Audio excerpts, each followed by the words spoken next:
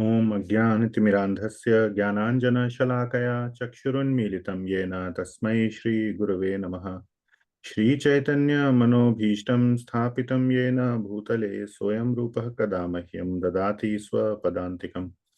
वन्देऽहं श्रीगुरोः श्रीयुतः पदकमलं श्रीगुरून् वैष्णवांश्च श्रीरूपं साग्रजातं सहगण रघुनाथान्वितं तं सजीवं साद्वैतं सावधूतं परिजन सहितं कृष्ण चैतन्य देवं श्रीराधा कृष्णपादान् सहगण ललिता श्रीविशाखान्वितांश्च नमः ओं विष्णुपादाय कृष्णप्रेष्ठाय भूतले श्रीमते भक्तिवेदांत स्वामिनिति नामिने नमस्ते सरस्वती देवे गौरवाणी प्रचारिणे निर्विशेष शून्यवादी पाश्चात्य देश तारिणे हे कृष्णा करुणा सिंधो दीनबंधो जगतपते गोपेश गोपिका कांत राधा कांत नमोस्तुते तप्त कांचन गौरांगी राधे वृंदावनेश्वरी वृषभानुसुते देवी प्रणमामि हरिप्रिये वाञ्छकल्पतरुभ्यश्च कृपा सिंधुभ्य एव च पतितानां पावनेभ्यो वैष्णवेभ्यो नमो नमः। जय श्री कृष्ण चैतन्य प्रभु नित्यानंद श्री अद्वैत गदाधर श्रीवासदि गौरभक्त वृंद हरे कृष्णा कृष्ण कृष्ण हरे हरे हरे राम राम राम हरे हरे। श्रील प्रभुपाद की जय। Okay, we will continue with chapter 8 of Bhagavad Gita. So we had stopped at 8.14, which was a very important verse. Let me share the slides.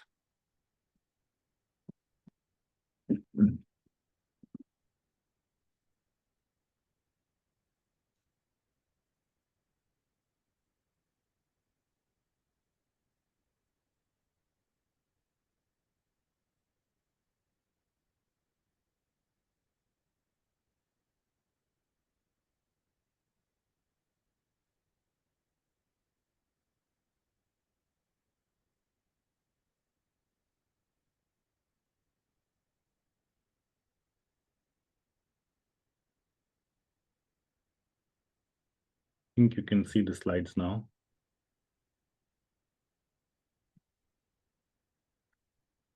So we had stopped at this slide and 8.14, very important verse. So the focus of chapter 8 is mainly smarana, or absorption or remembrance, deep remembrance of Lord Shri Krishna. So that is the focus of chapter 8. And one of the important verses, very important verses of chapter 8 is 8.5, where Lord Krishna is saying that Antakale chamameva smarana muktva kalevaram yah prayati samadbhavam. So that upon quitting this body, if one is doing my smarana, then he attains me, or he attains my nature. There is a subtle difference between those two things. We will not get into that. So by doing smaran of Bhagwan, one can attain the spiritual world, one can attain Bhagwan, one can attain his bhava. Then over the next several verses, Lord Krishna describes that it is possible to do smarana by practice, and smaran can always be done, even while doing other things. And of course, exclusive smaran is best, but it does not mean that the smaran should stop while doing other things. Mam anusmara yuddhacha. And then Lord Krishna described, of course, after that 8.7, there is another important verse, 8.8, which describes that one should practice doing this smaran. Abhyas yoga yuktena chetasa na anyagamina.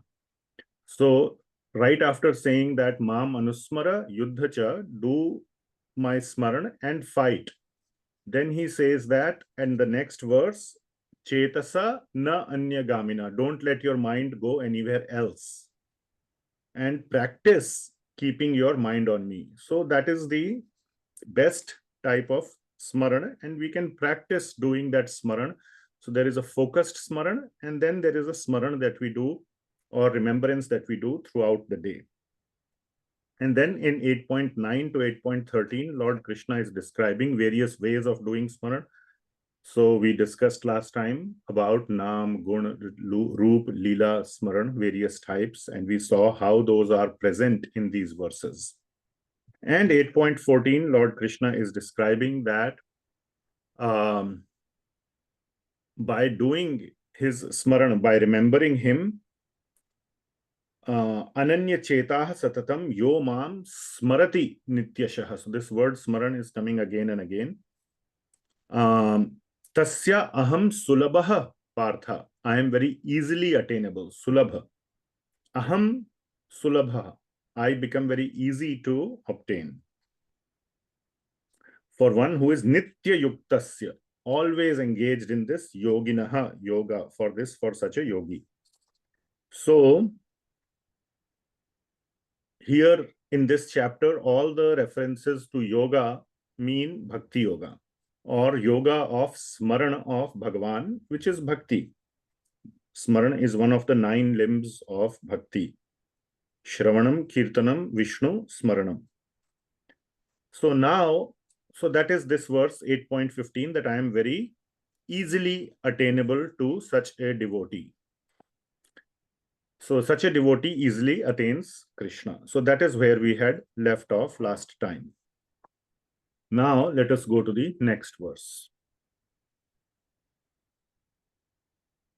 So what is the result of attaining that bhakti? What is the what one gets? So this is also an extremely important verse. Though this verse is used mainly in a different context, you might have heard it, but the actual meaning of this verse or the focus of this verse is slightly different. So let's get into that. 8.15. We will start from here. Yeah. Mamupetya punarjanma dukkhalayam ashashvatam na apnuvanti mahatmanah samsiddhim paramam gatah. So what is the benefit? Mam upetya. So on attaining me, mam upetya, mujhe पाने के पश्चात, मुझे पाने के बाद, mam upetya, punarjanma na apnuvanti mahatmanah. I'm skipping that line, but punarjanma na apnuvanti. One does not take birth again. Okay? Apnuvanti means to take birth or to basically be present or go somewhere. So punarjanma apnuvanti na, no apnuvanti. Where? In second line, dukkhalayam ashashvatam, which means in this material world. One does not take birth again in this material world.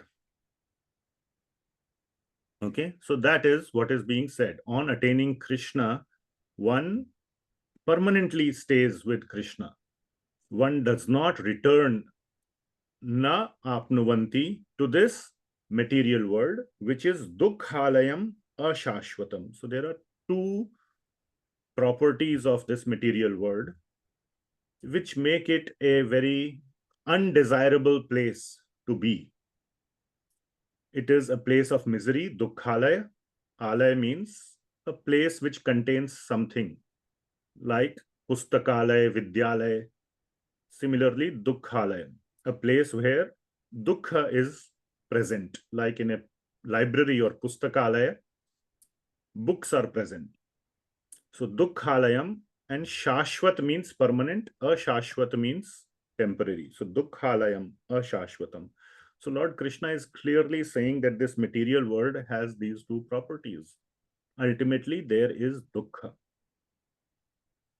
So, and dukkha is of several types, or, we won't get into that. We want to, my goal is to finish the chapter today. So several types of dukkha are there, adhidaivik, adhibhautik, and adhyatmik. So all those are present in the material world. Instead, samsiddhim paramam gataha. Instead, they go to the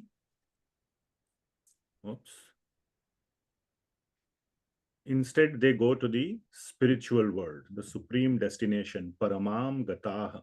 They all go to the, such people go to the spiritual world.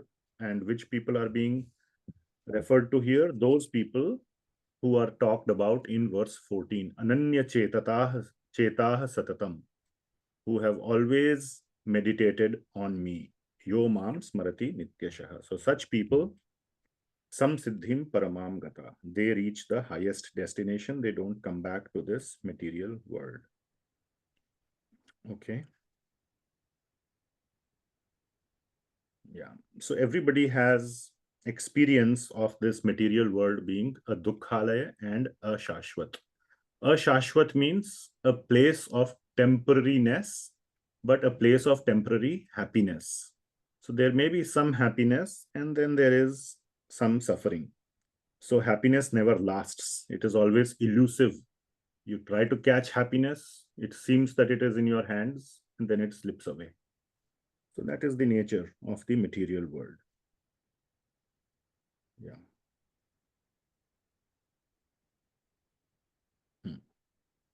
Okay. All right, I'm just seeing what else to be discussed here. Yeah. So this verse, the focus of this verse is that upon attaining the spiritual world, one does not come back to the material world. That is the focus of this verse, though this verse is usually used to indicate very clearly from Bhagavad Gita, from the mouth of Shri Krishna, the properties of material world, which is dukkhalayam ashashvatam. That is how most people remember 8.15. That the material world is dukkhalayat. This verse is not describing, the focus is not to describe the properties of the material world. The focus is to describe the properties of the spiritual world, that upon attaining which one does not come back. So, which is the result of bhakti. The result of bhakti is not material world or residence in material world. It is the residence in spiritual world. All right. So,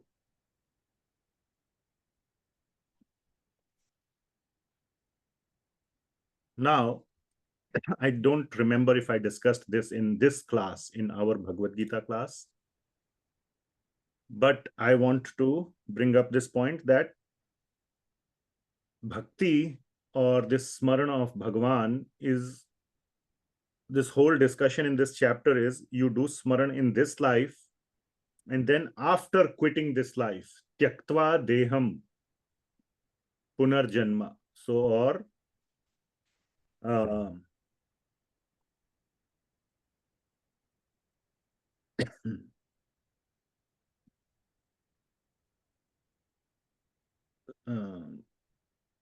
muktva kalevaram, that on quitting this body,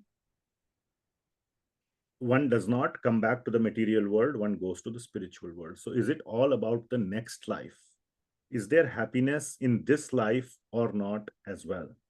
Because first we want to take care of this life. Who knows what is there in, one can say like that, one can argue like that. So bhakti, now this is not from directly the verses of this specific section of Bhagavad Gita, but in we will see this in 10th chapter, that how the devotees are very happy even in this world, but I am just bringing it here in context that it is not all about next life. Definitely those who care about next life and the future, which we all do, all of us care for the future, our own future in this life. Similarly, one should care about future of next life. But even right now, this week, this month, we all want to be happy. So the spiritual world, or sorry, the process of bhakti provides complete happiness. It is the happiest possible life in this world, in this material world as well. There is no stress of material sufferings. So it is said that a devotee never faces any suffering in the material world. A pure devotee never faces any suffering. And one of the highest examples of that is Prahlad Maharaj. The little boy Prahlad, he faced, from our viewpoint, so many material sufferings, but he was blissfully happy. always absorbed in Krishna bhajan or Krishna smarana. Bhajan means bhaj, means various ways of doing bhakti is bhajan. And seva, famous verse is there, vina mat sevanam janah, Bhagavatam 3:29-13. Salokya sarishti samipya, what is that? We can open it up and we can have a look. I don't remember the exact words. Diyamanam na grihananti diyamanam te vina mat sevanam jana. Let me share that.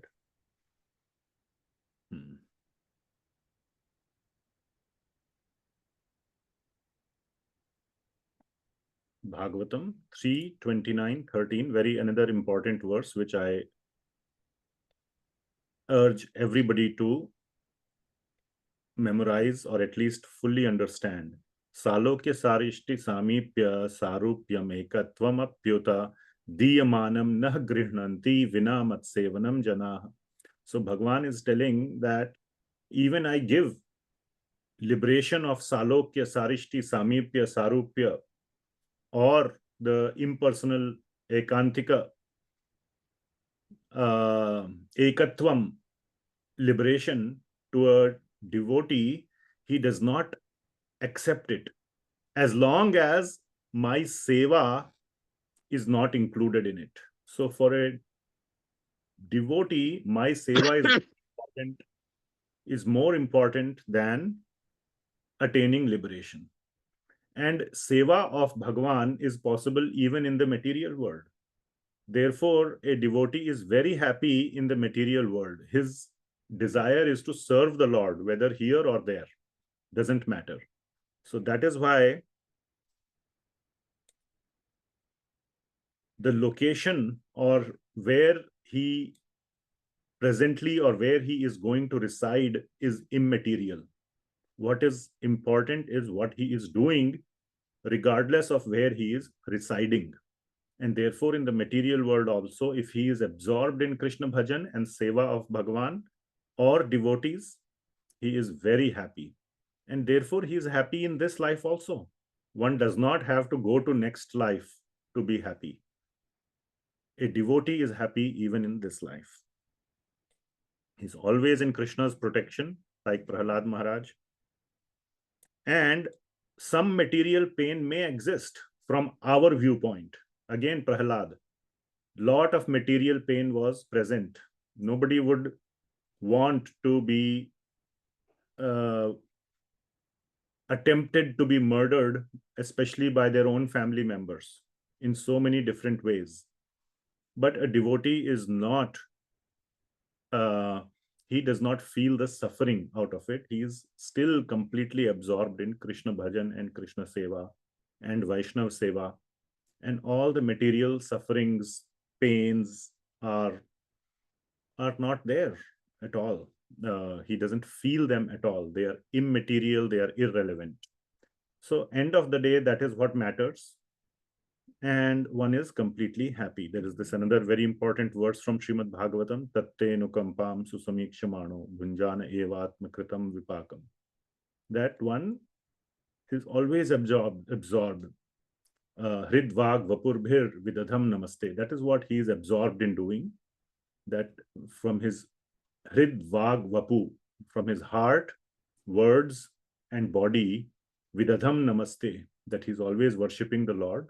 Jive tayo, like that he has spent his life. Mukti pade sadaya bhak. And such a person is actually eligible for liberation. So whatever material suffering come, tatte nukampa susamikshamano, that he considers it as a blessing of Bhagavan, that I am getting some suffering, and this suffering is actually cancelling my past karmas. So suffering, some devotees, they kind of think of it like a,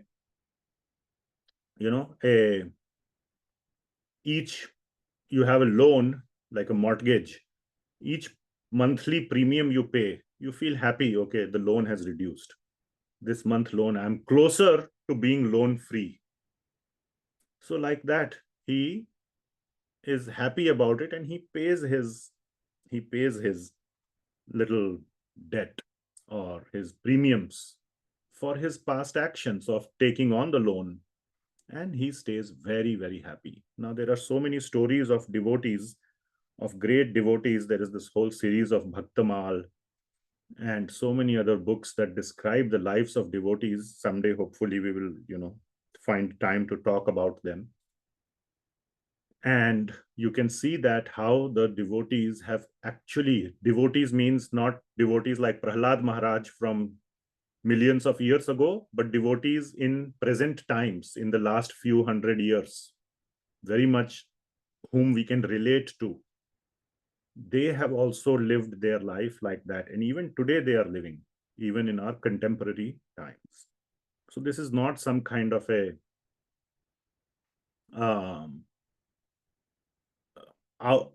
some far out aspect. This is very much present in today's, in present, we all can do it. That is the point. All of us can do that. Okay. Yes, Pragati Mataji, you have a question. You raise your hand. Hare Krishna, Guruji. So my question was, can you please share some examples of Sewa, Krishna Seva in this material world? Okay. What can we do in our daily lives? Yeah, the best Krishna Seva is Krishna Shravan and Kirtan. That is Seva. Okay. Right, but just like how we live in United States, or like in how our daily lives are, if we are not able to attend the kirtans, so what else can be done, or is there any? It's not always possible that kirtans are happening in our neighborhoods. You don't understand what is meant by Kirtan then. Maybe I'll. Okay. So then I'm not sure how many classes you have been attending. So Kirtan is not, this whole traditional, not traditional, but this partial understanding or misunderstanding of Kirtan is there. That Kirtan means, you go somewhere, somebody is sitting with harmonium and doing Kirtan in a group, on a stage or in the front, and you all are sitting here facing him like a traditional, I'm just describing how it may look. What is the normal understanding? That is a small part of Kirtan. You sitting down in your room and simply doing your japa, naam japa, is also Kirtan. So Kirtan means, so I had described, there are many angles to it. Okay. Like you can ask, what is a car? Car is four wheels. So many angles to describe. It can seat many people. It can go from point A to point B. Then cars come in various, technologies, electric car, hybrid, petroleum, then different models, makes, Honda, Toyota, whatever. Various ways. There is SUV, there is sedan. So a car can be described from various angles. And when you understand all those angles, you can understand what is a car. Similarly, Kirtan also from different angles. Kirtan means basically doing something with your mouth, okay, or with your vocal cords. At a high level, I understand there is manasik japa also, or manasik kirtan. So before your scholarly hands go up, but kirtan means from the mouth. Now, from the mouth, what comes out? 4 types of kirtan: Naam, Roop, Guna, Leela. Forget the remaining 3, Roop, Gun, Leela. Just forget it. Since you are asking about basic kirtan, is Naam Kirtan. So Naam means the name of Bhagwan. There are millions and millions of names of Bhagwan. And there are so many, just doing Krishna Kirtan, Krishna, Krishna, Krishna, Krishna, Krishna, Krishna, Krishna, hey. There is just a kirtan which only has the name Krishna in it.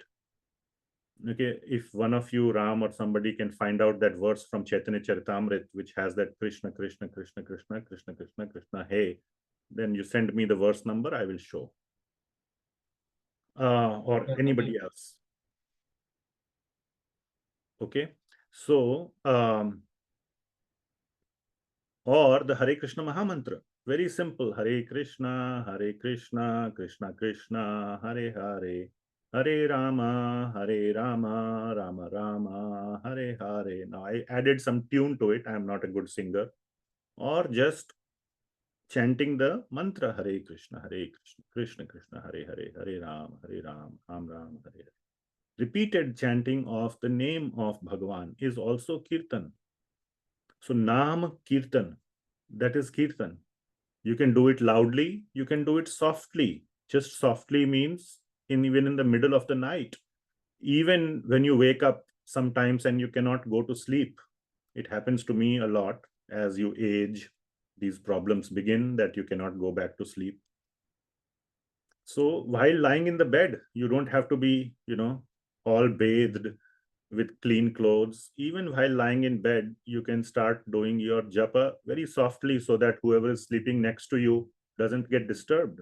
Just very softly, maybe even in your mind, like this. You may not hear it on Zoom because I'll do it softly, but just like this. By the way, it's CC Madhya 7.96. Can you just text me? I sent it on the chat to you. Thank you. So just doing like very light, just like that is also kirtan. Okay, so you can start there. Then kirtan can take on more higher meanings. Like I'm doing class right now. This is also kirtan. I am doing kirtan right now. For 2 hours from 6 p.m. to 8 p.m. Pacific time is my kirtan time on Fridays, for example. That also is kirtan. So kirtan has various forms. Okay, but everybody, the previous one, what I told, Nam Kirtan, now you answer to me. Can you do it every day? Yes, Guruji. I've been doing since I started for like attending. Okay, wait. Kirtan. I don't need a whole essay.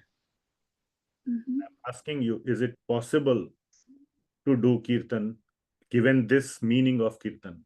Yes. Yes. Okay. So your question was, it is not happening near my house or this or that or that. Mm-hmm. Mm-hmm. That is not a hurdle. Do you understand? Bilkul. Yes. Okay. So that is one type of Sewa. bhajan. Bhajan means various ways of doing bhakti is called bhajan. Another way of doing bhajan is shravan. Shravan means to hear. Now, hearing is even easier. Well, technically, kirtan is easier. For shravan, you have to have a vakta or you have to have a kirtankari. One who is doing kirtan, only then you can hear. Now, in olden days, you needed a physical person. Now you don't even need a physical person because you have so much technology. So you select a few good sources which you feel inspired by. Don't just go on YouTube. Again, I'm speaking a little bit more prescriptive approach. Don't just go on YouTube, say Krishna Kirtan, and anything that comes up, you just hit, and your mind will be like, I don't recommend that. Okay, I don't want to say more, but I don't recommend that. Develop taste for few types of kirtan, for few kirtankaris, and listen to their kirtan. Now, kirtan can also mean musical kirtan. There are so many very nice devotees who do kirtan. Srila Prabhupada himself, there is so much recorded kirtan, and other pure devotees. But even listening to classes is also kirtan. Like, there are so many devotees who do many classes. You select a few from whom you feel inspiration and you listen to their classes. That is also shravan. So shravan and kirtan are two very so again, question to you, can you do that in your home, shravan? Yes. Yes. Yeah. So with this last 5-7 minute answer, can you do bhajan any time of the day? Yes. Okay, so you have answered your question. Thank you so much, Guruji. Yes, Surya Narayan Prabhu, what is your point? Prabhuji, last week, in the last class, you guided me about Nama Japa. It worked wonderfully well. I uploaded Rama and Krishna of 100 photos with a slideshow. Absolutely no diversion of mind. It is working very, very nicely. It is very fruitful. Okay, thank you. So you can listen to last class where we had this discussion, and Prabhuji is saying he applied it and it worked nicely for him. Congratulations. So, for example, in Chaitanya Charitamrita, let me just show this. Here is a verse that Chaitanya Mahaprabhu sang, and as you can see here, only the name of Krishna is there, and also this Rama Raghav. So this verse goes like this: Krishna, Krishna, Krishna, Krishna, Krishna, Krishna, Krishna, Hey. Krishna, Krishna, Krishna, Krishna, Krishna, Krishna, Krishna, Hey. Krishna, Krishna, Krishna, Krishna, Krishna, Krishna, Krishna, Kshamam. Krishna, Krishna, Krishna, Krishna, Krishna, Krishna, Pahimam. Rama Raghava, Rama Raghava, Rama Raghava, Rakshamam. Krishna Keshava, Krishna Keshava, Krishna Keshava, Pahimam. So that is Krishna Kirtan. And this is right here in one of our most prominent scriptures, which is Sri Chaitanya Charitamrita. It's on Veda base, right here, Sri Chaitanya Charitamrita, right next to Bhagavatam. Okay, so I hope that is helpful. So everybody can do bhajan. So you must listen to the classes carefully. By this time, if you are listening in series, you should not have any doubt what is the meaning of Krishna bhajan. How to do bhajan? What does bhajan mean? Can I do bhajan any time of the day? Yeah, Do I... Guruji, it was not about the bhajan. It was mostly about meaning of seva. I think I misunderstood that. Okay, okay. So Sewa, okay, let me actually, yes, you are right. Right. So I wanted to say something. Thank you for pointing out. So Sewa, Krishna, bhajan is Sewa to Bhagavan.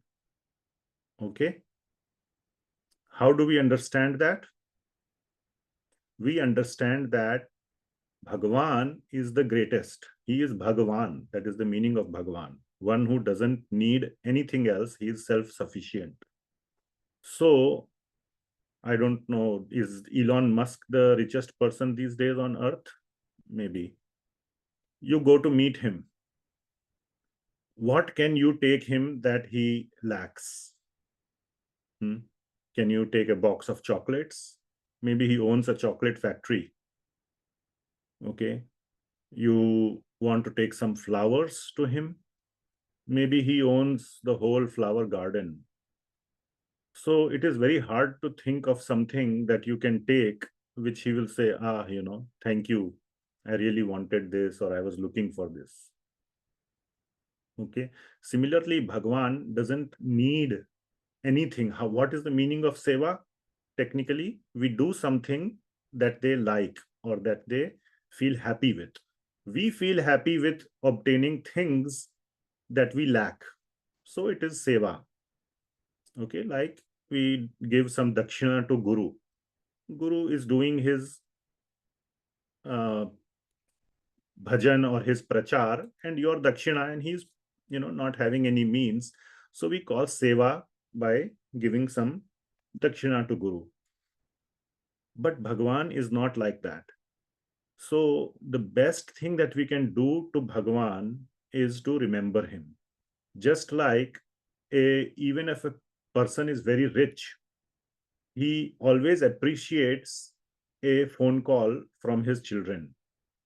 Okay, that is something he cannot buy. From his own children, he cannot buy with money phone call. I usually narrate this story of Ronald Reagan. He is the most powerful man at that time. He did not have good terms with one of his son, and his son would not call him. So imagine President of United States he can reach any person on earth. He can reach the presidents and prime ministers of other countries, but he cannot reach his own son. His son wouldn't pick up his phone. Okay. So he was very sad about it. He has written it in his biography.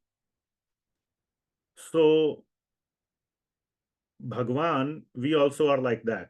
We don't remember Bhagwan, but if we just remember Bhagwan through our bhajan, by hearing about him or by taking his name, it is seva to him.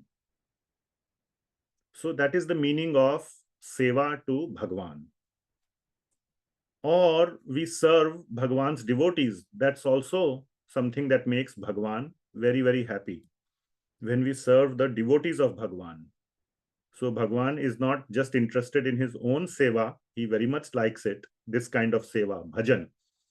But he very much likes when his devotees are also served. So another very sweet verse again in Bhagavatam. So I really hope we can complete this chapter today. But Bhagavatam, all of you may know which verse I'm going to talk about. 9.4 towards the end, 63rd verse. Aham bhakta paradhino hi asvatantra ivadvija. So I am the subservient. He says, I am under the control of my devotee.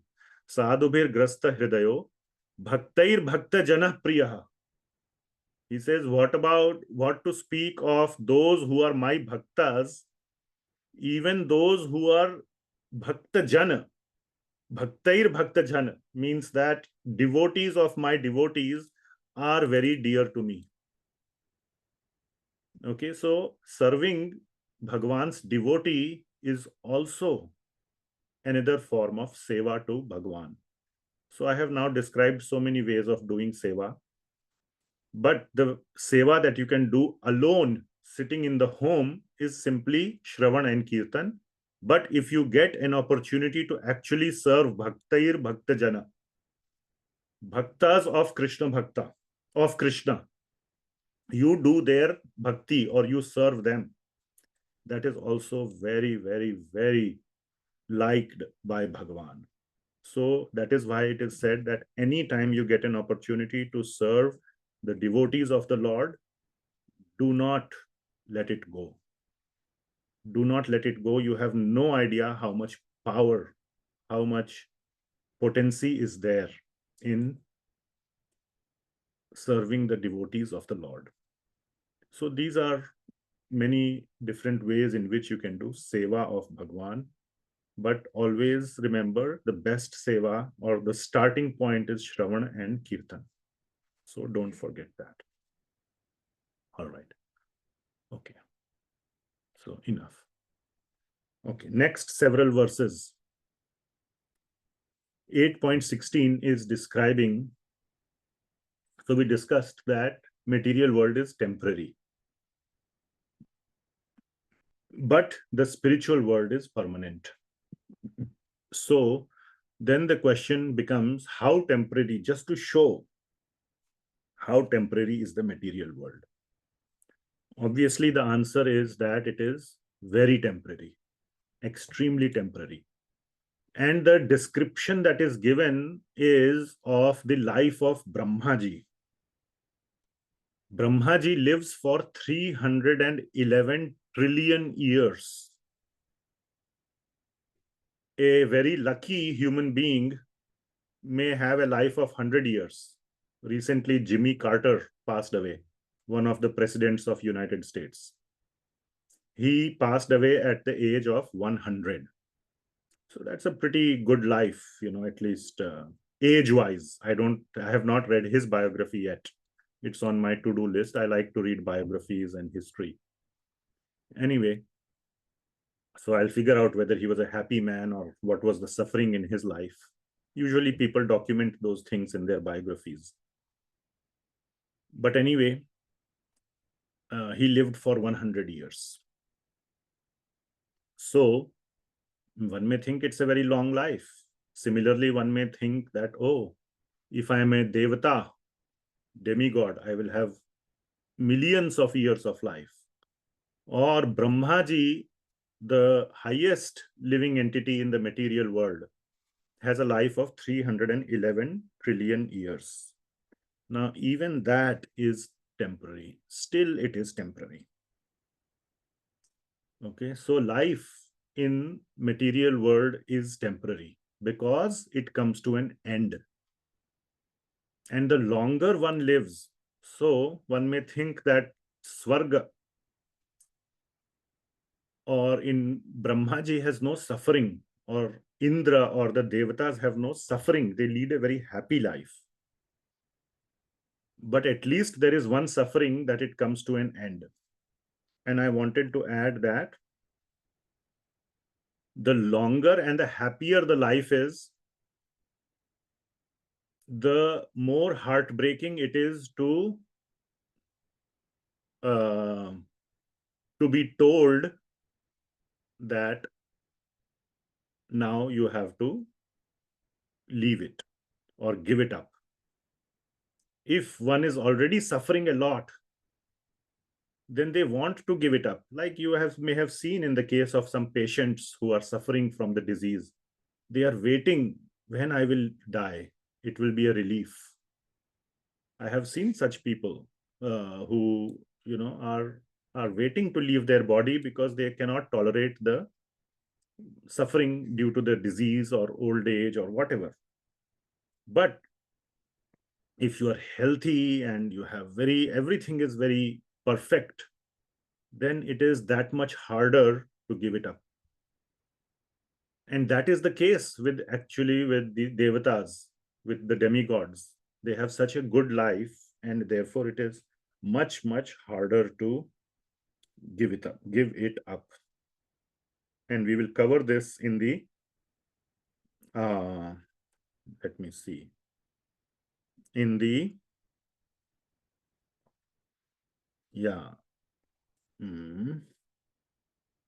avashah. Where is avashah? Which verse it is?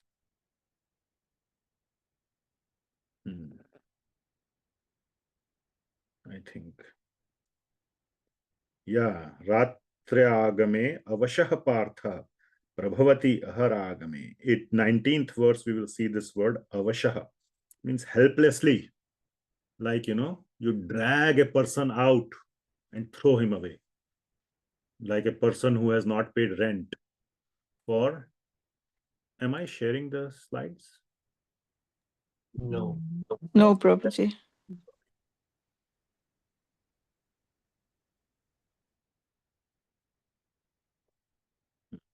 Okay, did you see this 311 trillion and all that? Right. No, see.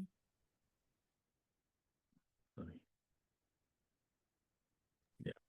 You can see it now, Prabhuji. So, the more there is a happy living, the more there is suffering and pain in giving it up. And one has to be thrown out, like evicted. After you don't pay rent, the police or somebody will come and just take your things and just throw them out. And they will drag you out and throw you on the street. So that is the feeling.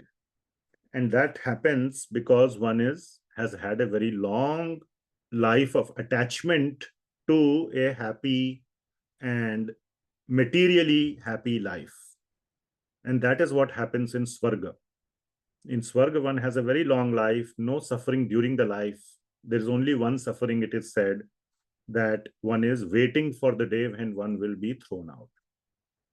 And that itself causes suffering. It is said in the svarga, one is wearing a garland. Slowly and slowly, the flowers begin to dry.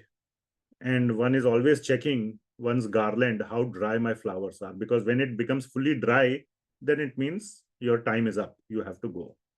So that is the biggest suffering, as to how dry my garland is. It is said of the Swargavas, people who are in Swarga. So that is the situation. Okay. But, so 16th verse is talking about this. Abrahma bhuvanan loka punaravartino Arjuna. So, Abrahma bhuvanal loka, from the Brahma to Bhuva. There are so many planetary systems. I will show it in the next slide. 14 planetary systems. But from Bhuva to Brahma Loka, there are 7 planetary systems. Punar Avartino Arjuna are places from where one keeps returning. Go back and return and go back and return. Cycle keeps going.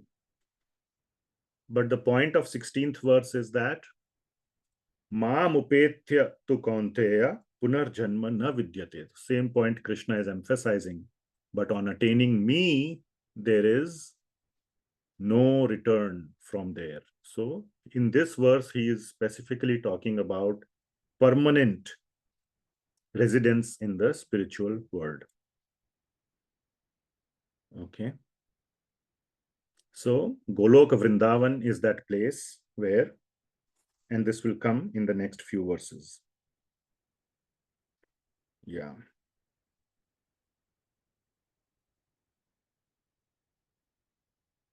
But there is one benefit of being in this world, in this bhuloka. It is said that it is the best place for doing bhakti. Because in higher planets, especially in svarga, in further higher planets, it is possible to do bhakti, but you have, if most people go to svarga on doing pious deeds, it is not possible to do bhakti because there is too much enjoyment, too much material enjoyment. So therefore, one getting a human life on this earth planet is considered more fortunate than svarga, because this earth planet is the best place for doing bhakti to go to the spiritual world, because there is the perfect balance of enjoyment and suffering. So there is a balance. If there is too much suffering, like in Narkaloka, or too much happiness or enjoyment, material enjoyment, like in Svarga, in both such situations, focusing the mind on Bhagavan becomes very hard. So therefore, Bhuloka is the best place. So Bhagavad Gita is basically telling us we are so fortunate. Being so fortunate, if we do not do bhakti, then, you know, it is purely our fault. We would have then just wasted this life, this human life. So it is written here by Srila Prabhupada. Let me show you. Today I'm showing more references. That's okay. Yeah.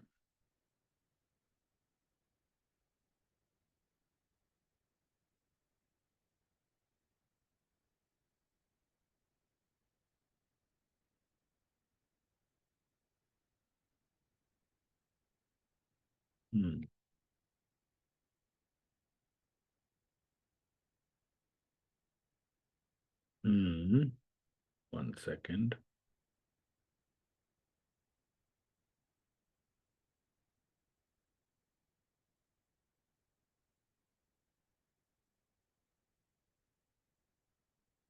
Yeah.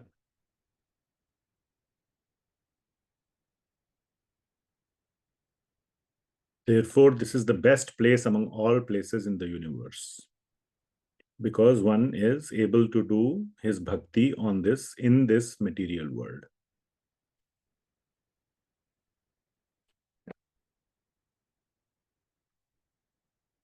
Yeah. Anyway, there is a specific line here in this purport.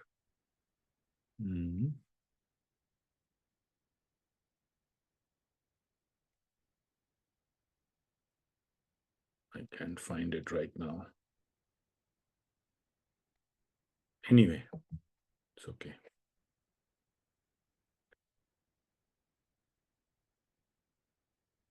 All right. Sorry, Hare Krishna Prabhuji, what was the reference? I missed that. Canto, which canto? Ninth canto. 5.19.24. Thank you, Hare Krishna. 5.19.24. Okay.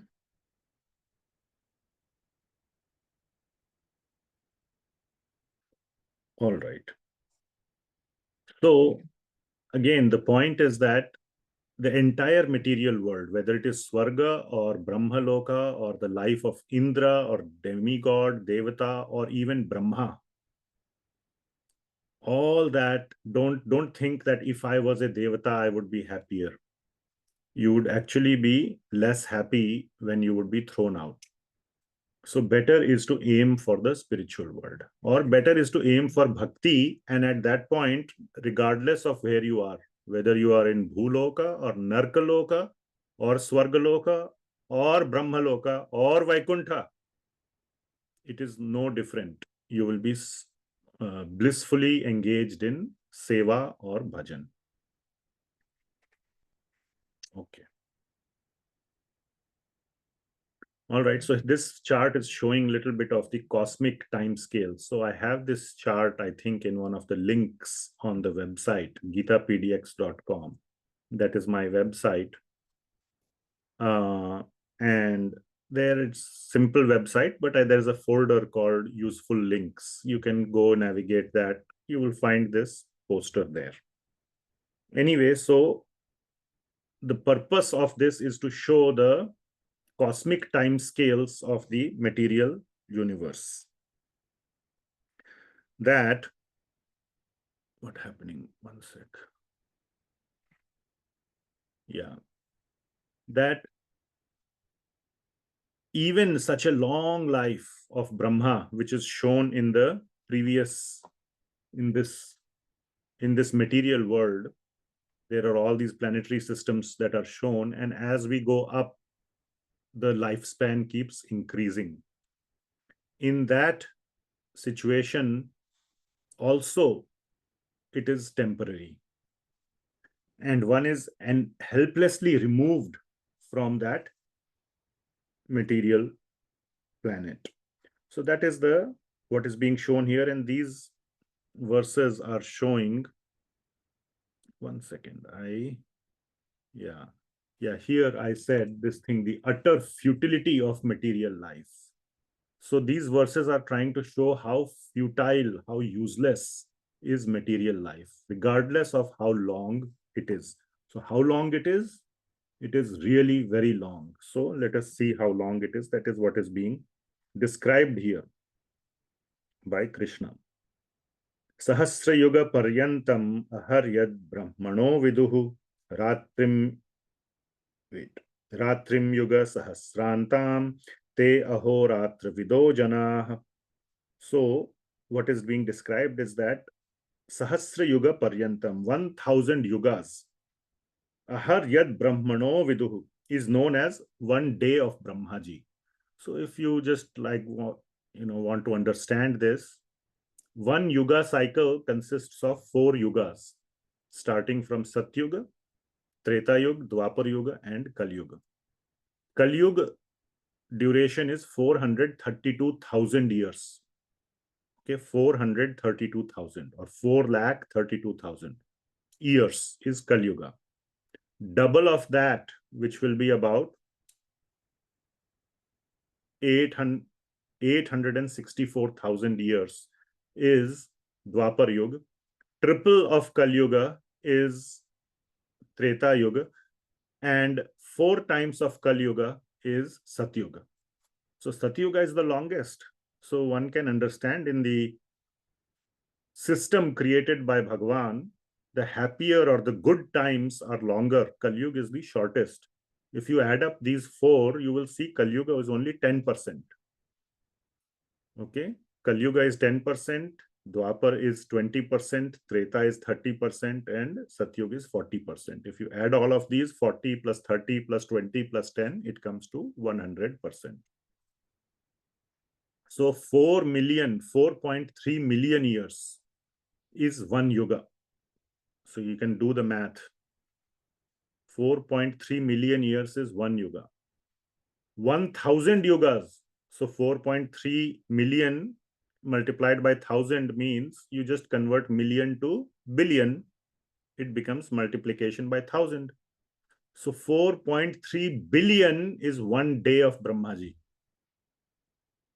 4.3 billion. And that's just the daytime. add another 4.3 billion, it becomes the night of Brahmaji. So 8.6 billion is night of Brahmaji. That is 1 day and night. And multiply that by 100 years. The life of Brahmaji is 100 years. Each year has 360 days, not 365, 360. So multiply it by 36,000 days. Each day is 8.6 billion multiplied by 36,000. You will get 311 trillion years. All right. That is the whole life of Brahmaji.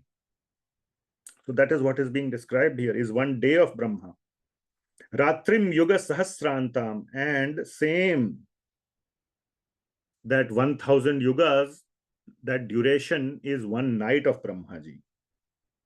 Te ahoratra vidojana, that much is considered to be the life of Brahma. Okay.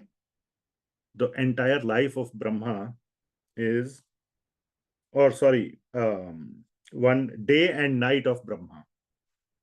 Not life, but day and night. Aha and Ratra of Brahmaji is that much, which we calculated to be 4.3 plus 4.3, 8.6 billion years, according to our solar years, that much. What is the point of saying this? The point of saying this is that, I'll come to the point, that all the living entities continue to be in this cycle of birth and death. So that is being told in the next verse, 18th verse. Avyaktad vyaktayah sarva prabhavanti aharagame ratriagame praliyante tatraiva avyakta sangyake. So at the beginning of Brahma's day, all living entities become manifest from the unmanifest state, and thereafter, when the night falls, they are merged into the unmanifest state again. So all the planetary systems, now the technical point is, from svarga and below, all the planetary systems are destroyed every night of Brahma. In the next day of Brahma, they again get recreated by Brahmaji, everything from svarga and below. So all the living entities who are going up and down in these planetary systems, from svargaloka to bhuloka. Now, many of us don't even go to svargaloka because we have not done pious deeds.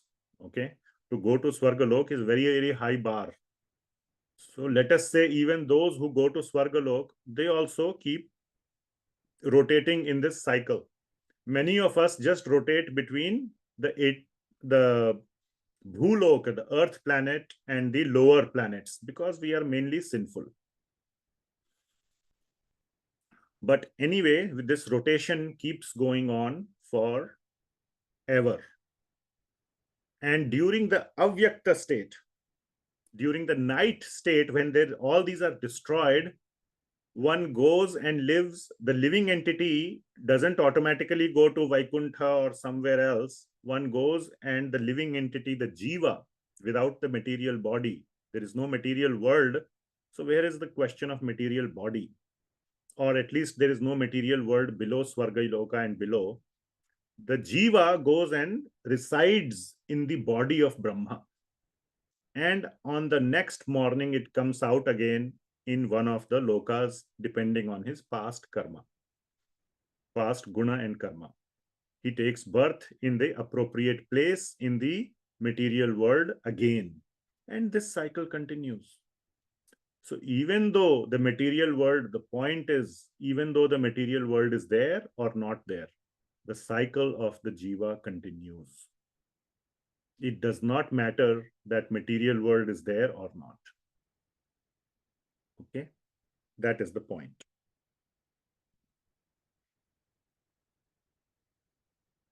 Next, 19. Bhutagramah saevayam bhutva bhutva praliyate ratragame avashah partha prabhavati aharagame. That All these living entities are bhutva bhutva praliyate. Again and again, they keep appearing and disappearing. Ratri agame avashah partha. This was the point I was mentioning. Ratri agame, on the arrival of the night, they are avashah. They are helplessly, automatically or helplessly, without their liking. Nobody asks them, would you like to leave Svargaloka? Nobody asks them the question. They are helplessly removed from there.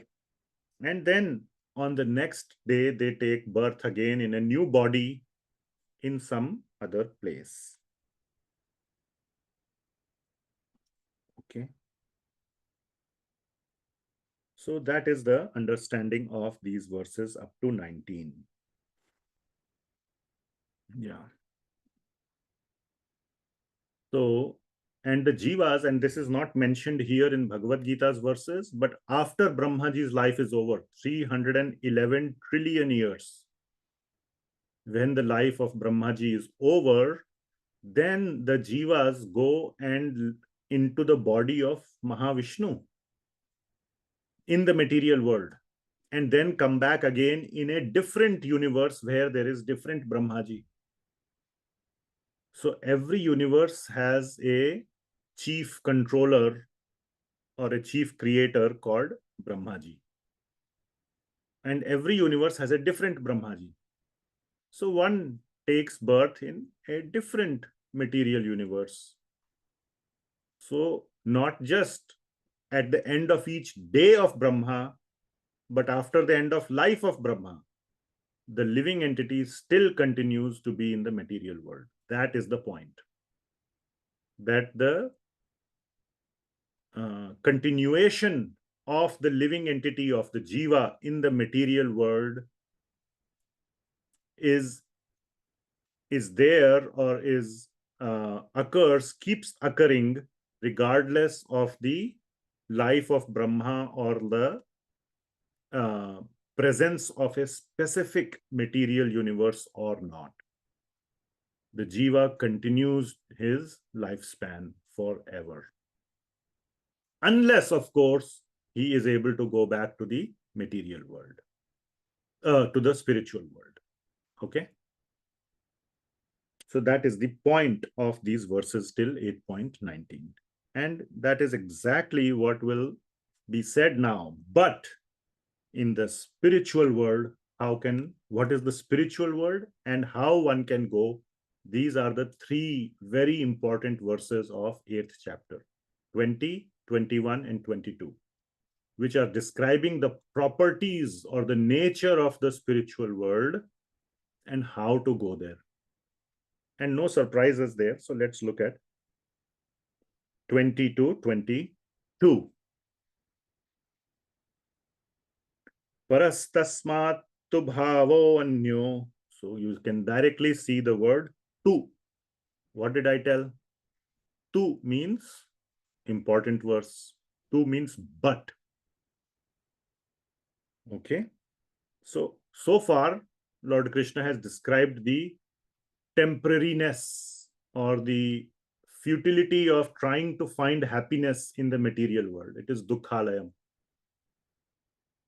And Lord has also said that it is not like Indian government, where after 5 years you have to get promotion, whether you did any useful work or not. In Indian government service, they promote you anyway. So it doesn't work like that in Krishna's government.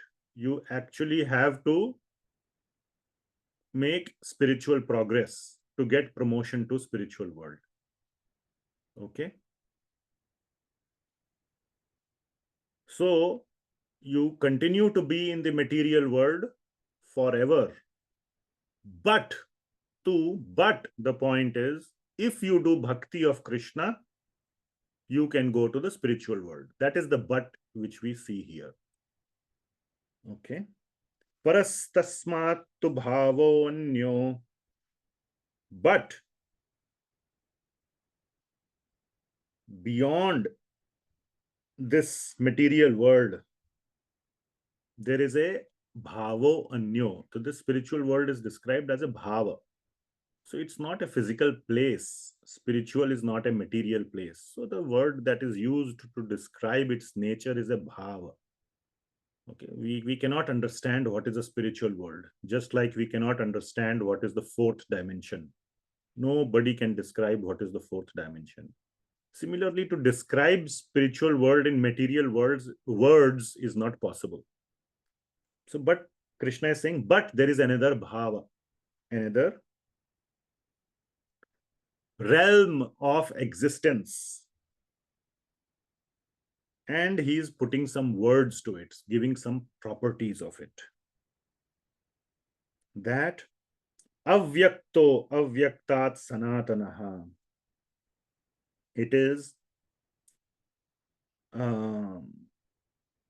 beyond, or it is, the beyond was there in the previous verse, the previous line, paras or paraha. It is beyond this material world, and it is avyakta avyaktat sanatanaha. It is sanatan, it is eternal, and it is beyond what?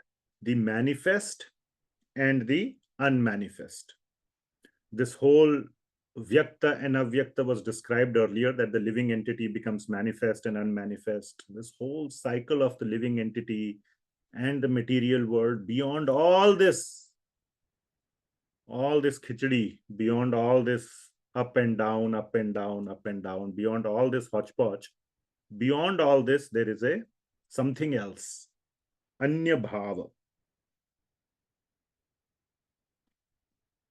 What is that bhava? More properties are being described. That which is not destroyed.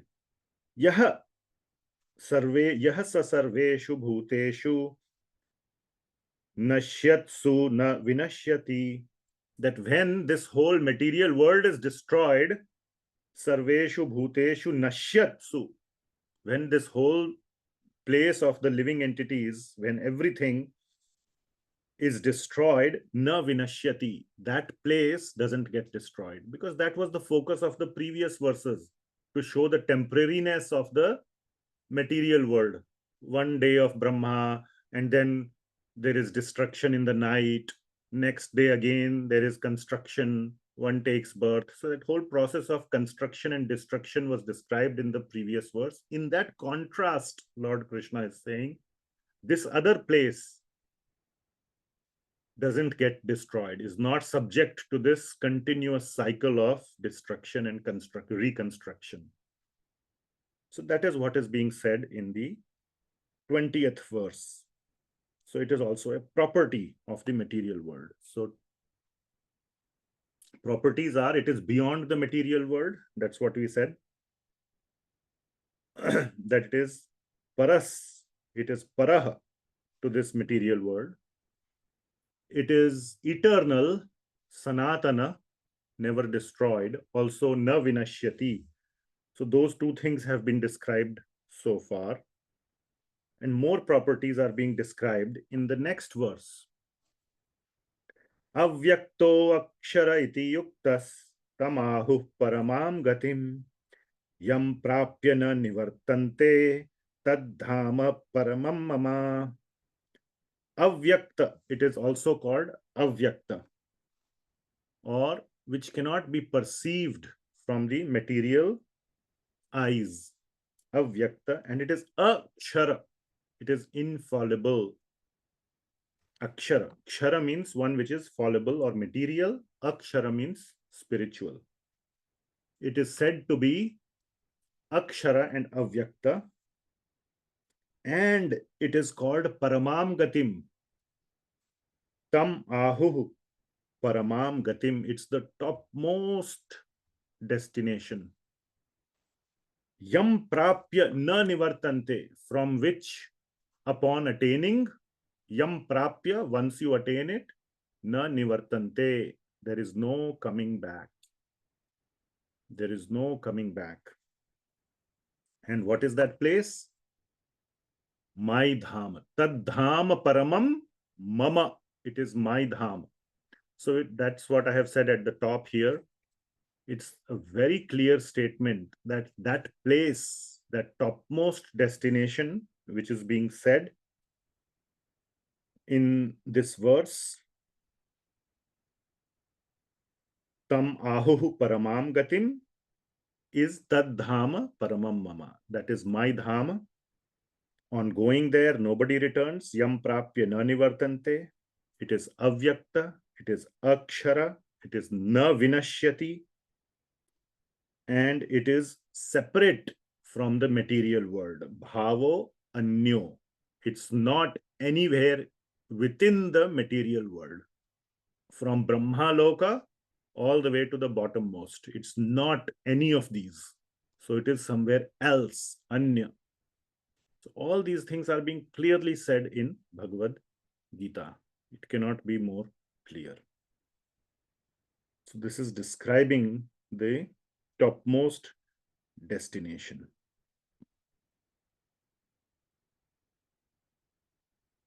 All right.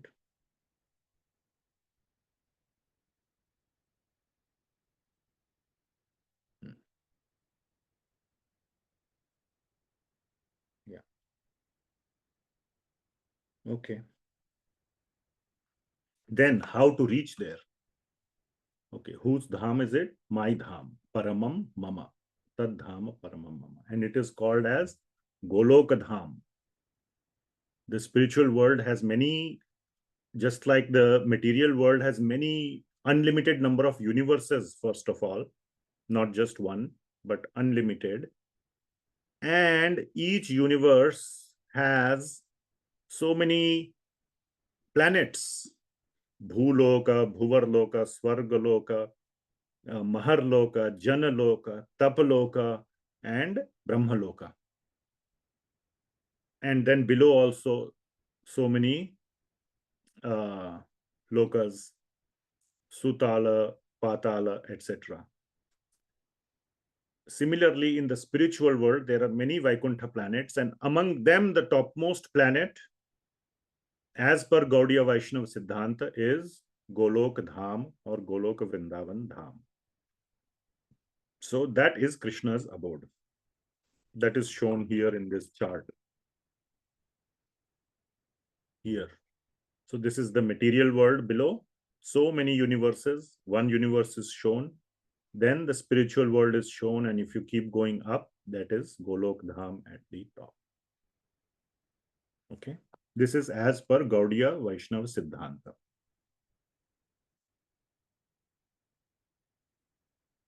Different sampradayas will have different understandings, but that is why you have to select one sampradaya, commit to it, and move forward.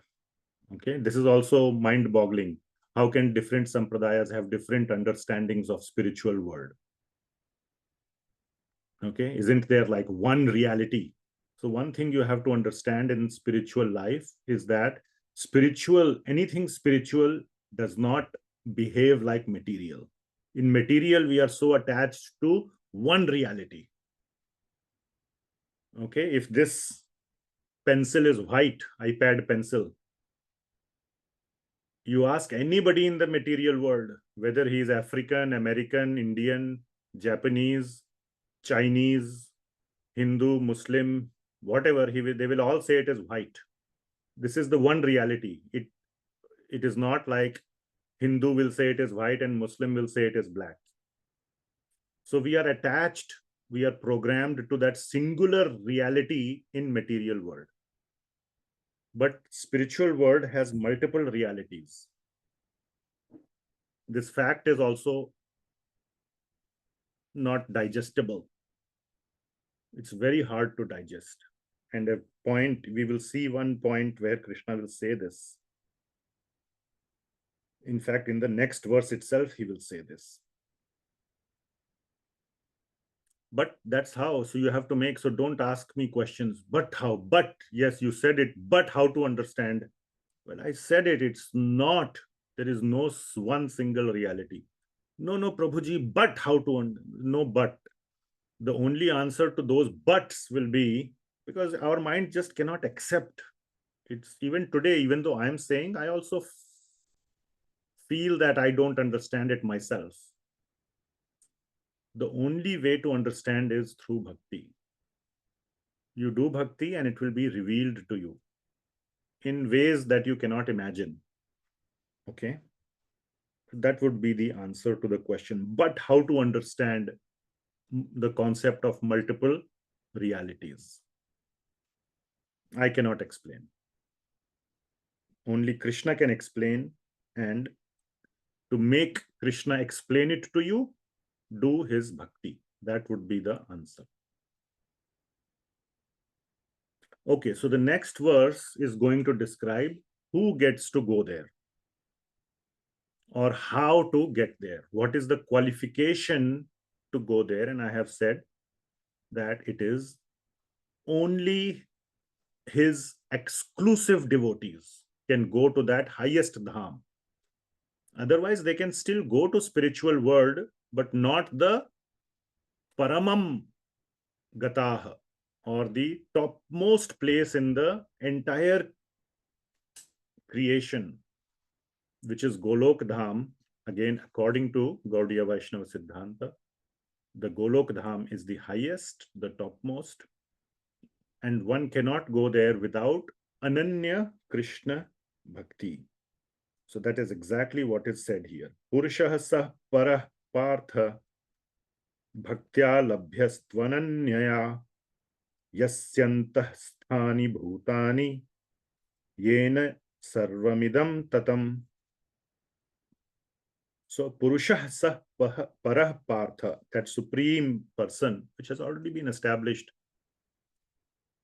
in the previous verses of Bhagavad Gita, Kavim Puranam Nushasitaram, and so on. That supreme person, how can he be attained? Labhyas. Labhya means to attain.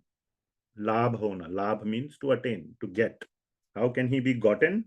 Bhaktya labhyastva ananya. Those people are able to attain him who do his ananya bhakti. Ananya means no other.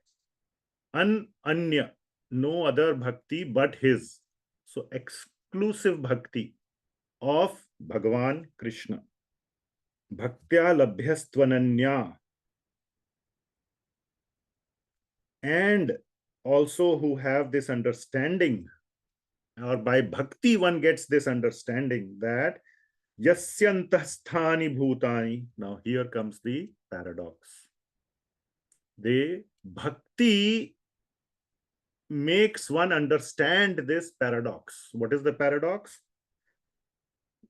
Yasya means in whom, that Purusha Partha, or not Partha, the Purusha Paraha, that supreme person, within whom yasya antah sthani bhutani, within him resides everything. And yena sarvam idam tatam, and he pervades everything, or he resides in everything. So everything resides in him, but he resides in everything. Can you see the change of my hands? Everything, this hand, resides in him, right? But he resides in everything. Can you see the paradox? Either it is like this or it is like this. How can it be both?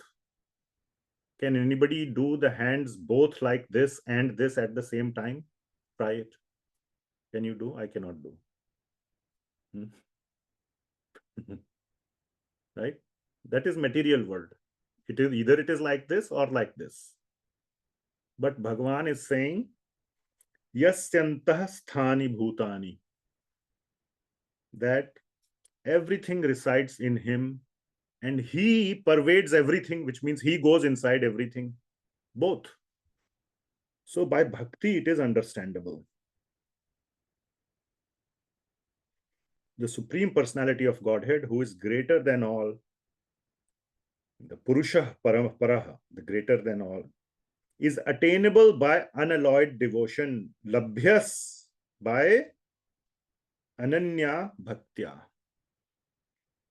Although, and such a bhakta understands, that should be the meaning, although he is present in his abode, So a bhakta understands that although he is present in his abode, he is all pervading and everything is situated within him.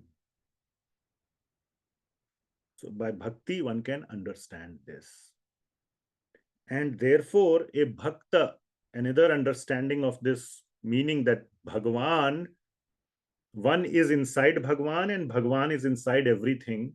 So a bhakta is in no desperation to go to that highest destination. He knows Bhagavan is right now with me. All that he need to do is Ananya Bhakti. By Ananya Bhakti, he can feel the presence of Bhagavan right next to him, because he knows Bhagavan is everywhere.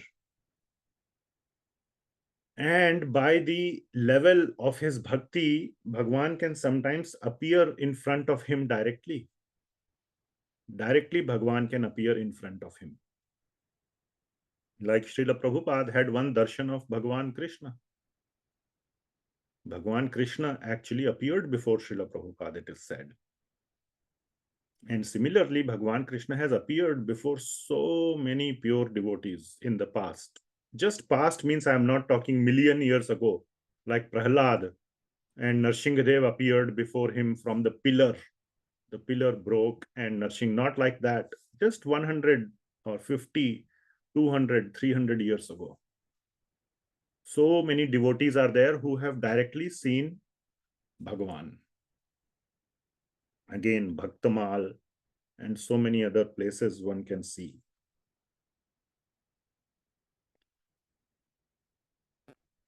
Okay. Yeah.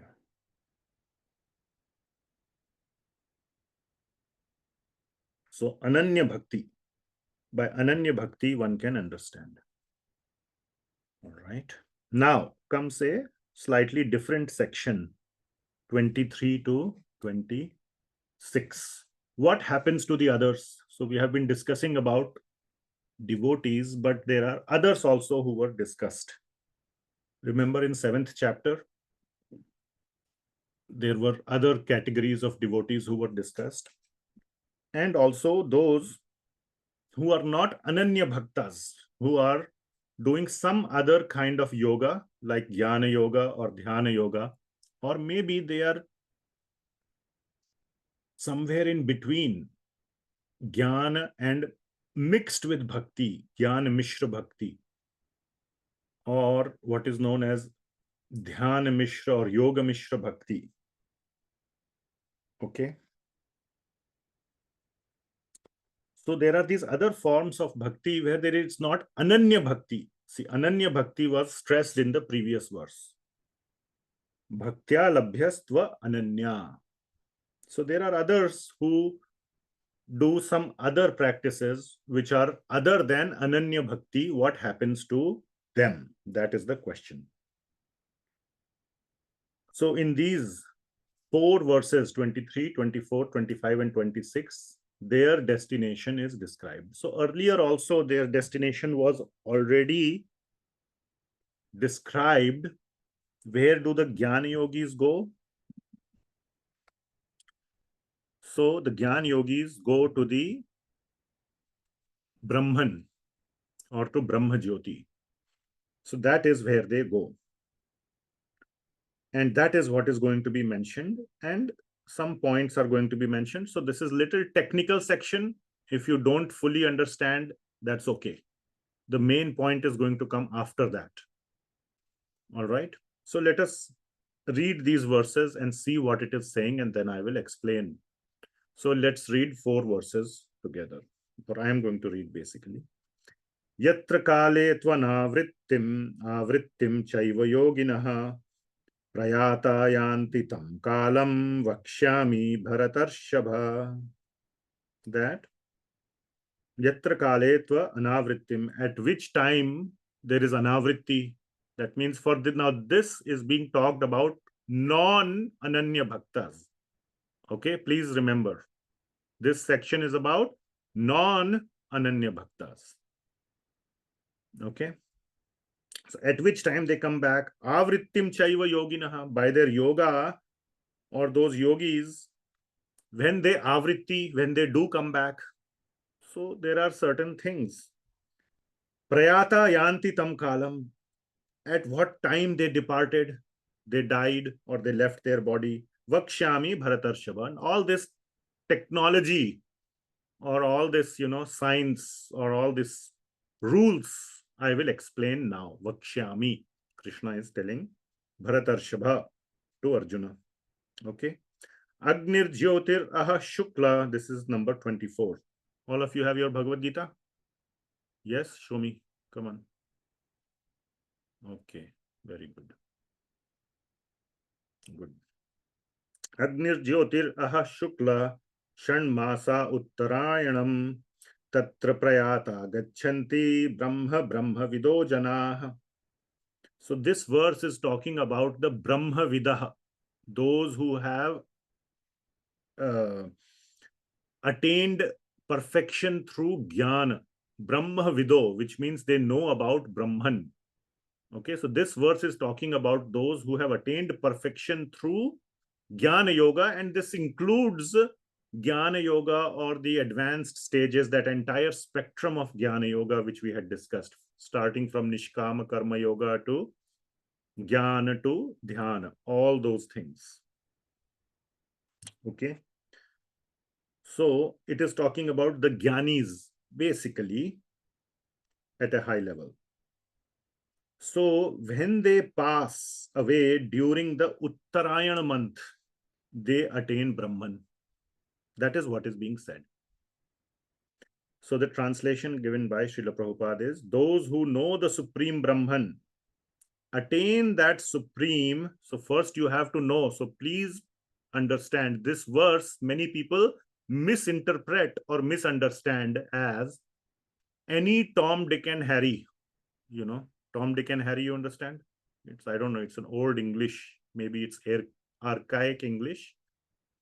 Tom, Dick and Harry means any person, any normal person, whether his name is Tom, Dick or Harry.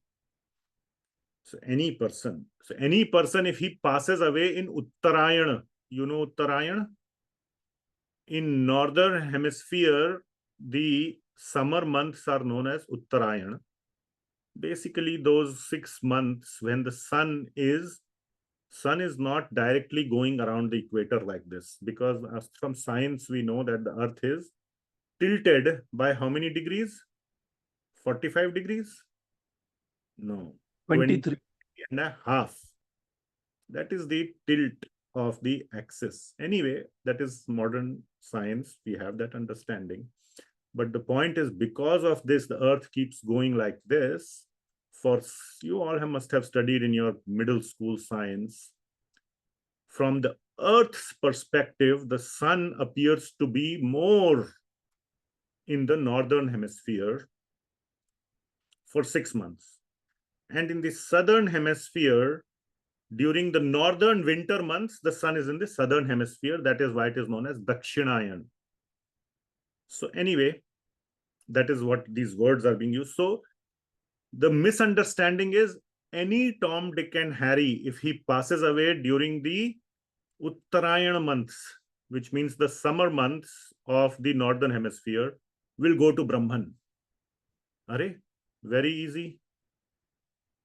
Somehow you have to time your death to, let us say, 6 months, maybe from what? March to September, March, April, May, June, July, August, or let's say April to September, April, May, June, July, August, September. Let's say that is the summer months, April to September. Any Tom, Dick and Harry dies between April to September months will go to Brahman. Very easy, 50% chances. No, that's not the understanding. From the English translation and from Brahma Vido Janah, it is talking about Brahma Vida people, those who know the Supreme Brahman. That is the first criteria. So 99.999999% people are eliminated right there, because they don't know Brahman in essence. So this verse is for the Brahma Vida people. Now that is not enough. Just by fully knowing Brahman, is not enough. You actually need to also time your death to the Uttarayana months. Then you will go to Brahman. That is the meaning. So these people, because of their advanced spiritual Jnana Yoga practice, they can time their death. No problem. So that's the easy part, but that is what is being said.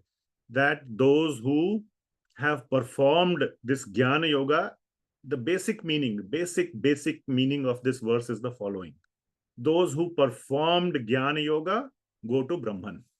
That's the meaning. Yes, they have to time it also to Uttarayana. They have to time their death to Uttarayana. It's like saying, you know, I'm a very rich person. I can take first class aeroplane from, let's say I want to go from India to America, in Delhi to New York. I can buy first class ticket. I am rich person, but you actually need to buy the ticket and show up at the airport at the departure time of the flight, isn't it? Just being rich will not get you from India to America on the aeroplane. Maybe you can say even charter plane. You need to sit in the aeroplane also, na?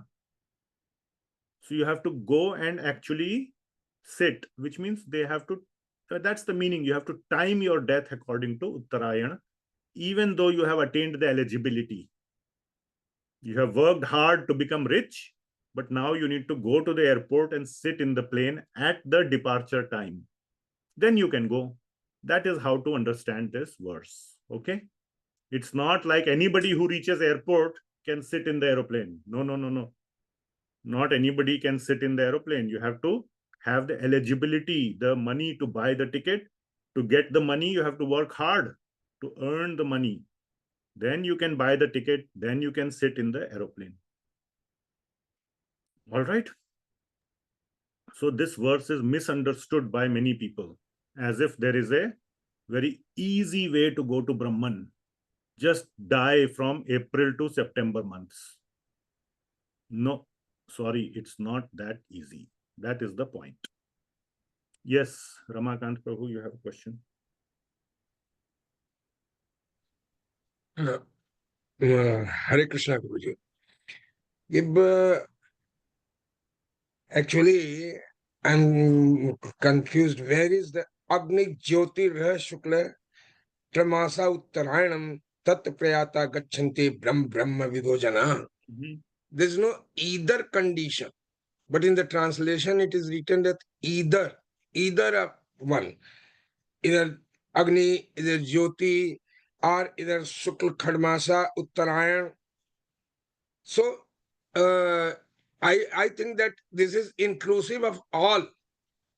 No, okay, yes. So okay, fine. We can go deeper into the, yes, you are right. So that Agni Jyoti is available during the Shukla Paksha.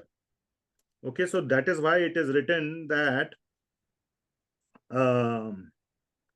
it is not just the 6 months or during Shukla Paksh. So Agni Jyoti is one, and so those away from the in the light at an auspicious moon during the fortnight of the waxing moon or during the 6 months when the sun travels in the north. So what is your question? That where is the or mentioned? Where is the or? I think that it is inclusive of all. Yeah, so it is, the or is implied in the grammar. That is my understanding. Okay.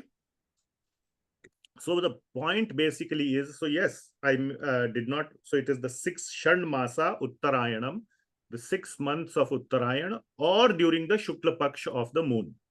So both those possibilities are there. Okay. Next verse. Now this verse, the next one is talking about, so the point here is now those who go to the Brahma Jyoti, they don't come back because that is also a spiritual destination. So Jnana Yoga, that entire spectrum of Jnana Yoga leads to a spiritual destination. This is how one goes to the spiritual destination. Next verse, 25th, is talking about material destinations. Those who have performed sakama karma yoga. Okay, sakama karma yoga, they go to material destinations, which means they also have to time their death to the Dakshinayan months and the Krishna Paksha or the Krishna Paksha. That is what will be said here. Dhumo ratris tatha Krishna shanmasa Dakshinayanam tatra chandramasam jyotir yogi prapya nivartate. So they go to such a place where from where they come back, which means they go to higher destinations, but they come back, which means they go to higher destinations within the material world. Okay. And tatra chandramasam jyotir, and this agni jyotir, what was mentioned in the previous verse, agni jyotir and chandra jyotir are basically, you can think of as the energy that they utilize to go there. It's like the aeroplane. They sit on the aeroplane to go to America, which means they utilize this chandra jyoti energy to go to the higher planets, or the agni jyoti energy to go to the Brahman or the Brahma Jyoti. So that is the understanding of those words. By taking the Jyoti of the Chandramasam, so they reach the higher planets. So the mystic who passes away from this world during the smoke, the night, the fortnight of the waning moon, or the 6 months when the sun passes to the south, Dakshinayan, reaches the moon planet, but again comes back. But when it is said reaches the moon planet or reaches other planets like the moon planet, but in the material world. The moon planet is a upalakshana or indicative of other material destinations within the material world. Okay. So this is talking about the less advanced yogis, this verse. The previous verse was talking about the more advanced yogis who are able to go out of the material world, then they never come back from Brahma Jyoti. These ones come back. Because how we know that? Because it is written, Nivartate. They come back. Okay. So now Lord Krishna is just summarizing. So the passing in day or passing in the light and darkness. Light is for the advanced yogis. Darkness is for the less advanced yogis. Shukla Krishne gati hete jagatah shashvate mate ekaya yati anavrittim anyaya avartate punah. So some go to anavrittim. So when they go, they don't come back. Some of them, ananya avartate, they again come back. So this categorization is shown in verse number 26. What is the categorization? Shukle Krishna. Some are in Shukla, some are in Krishna. Okay. So according to Vedic opinion, there are two ways of passing in this from this world, one in light and one in darkness, Shukla Krishna. When one passes in light, he does not come back, anavrittim. But when one passes in darkness, which is called ananya, the other side or the opposite of darkness or light, those who don't pass in light, they pass in darkness, obviously. So when one passes in darkness, he returns, avartate punaha, he returns again. Okay, so that is the, sorry, I didn't advance the slides, but that is the meaning here that I have tried to summarize in the slides. That there are various levels of yogis. Two basic levels are described, more advanced and less advanced. So some attain Brahman, but they still have to pass away during that time, whatever is mentioned, Uttarayana or Shukla Paksha. Then they are able to go to Brahman. The others, the less advanced, they have to pass away in Dakshinayan or Krishna Paksha. They go to other material planets, but they come back. That is what has been described. Why this has been described? Suddenly, why we come to this discussion? We were happily discussing Goloka, Vrindavan, and going to the spiritual world by doing bhakti. Because Bhagavad Gita, first of all, is a inclusive scripture. It is trying to describe the destinations of all kinds of people right now. And the second point is to show, which is going to come in the last two verses, very important, very nice verses, that a devotee, even though he might have heard, oh, what if I don't pass like this? What if I don't pass like that? And one of the biggest concerns is, what if I am not able to remember Krishna at the time of my death? Suppose a pure devotee is on an operation theater. He's being operated for some disease, kidney transplant, or whatever it may be, anything. And he is in a state of what you call anesthesia, or क्या बोलेंगे? Unconscious state. And then he passes away. So he may not be able to do smaran. Now it is possible very advanced devotees are able to do smaran even when they are anesthetized, under the anesthesia. They are still in the mind, they are doing smaran. That is the strength of their smaran. I have heard so. Okay. But let us say what happens to all these devotees. Let's say a pure devotee passes in Krishna Paksha or in Dakshinayana. Are, he will go only to material planets. He will not go to spiritual planet. That doubt may come because it is written in the Vedas about those people. Just now it was said here that according to the Vedas, where it is written, Mate, Shashwate Mate. Shashwate Mate means according to the mat, or according to the opinion of the Vedas, that people pass in these two ways. So what if a devotee passes in Dakshinayan or in Krishna Paksh? Krishna Paksh means the waning moon. When the moon is going down in size, the end result is Amavasya, not Purnima. Okay. After Shukla Paksh, what comes? Purnima, full moon. After Krishna Paksh, what comes? New moon, Amavasya. Right? So what if devotee passes, bhakta passes in that time? 27th verse says, gives the clarification that for my ananya bhakta, for my bhaktas, none of this matters. None of this matters. Clean chit. That is the point of these two verses. Naite sriti partha janan yogi muhyati kaschana tasmat sarveshu kaleshu yoga yukto bhavarjuna. So, naiti sriti partha janan, that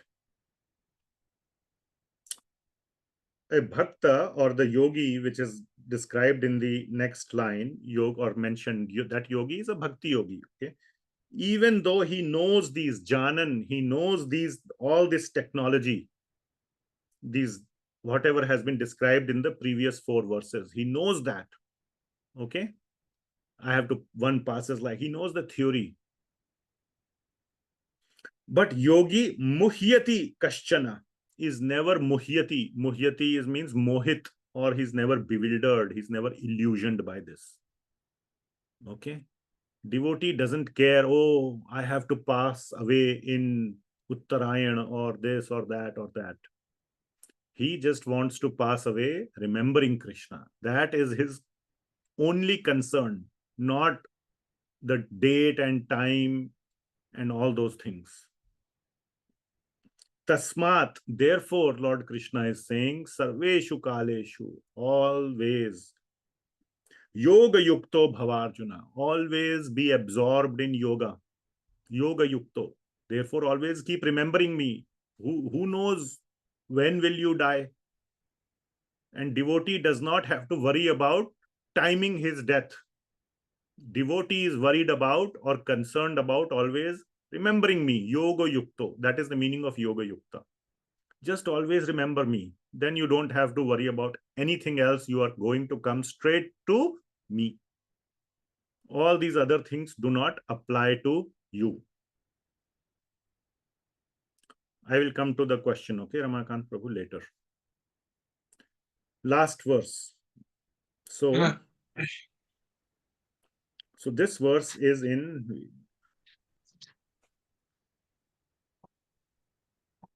I think this is the Indra Vajra. I am not able to sing it.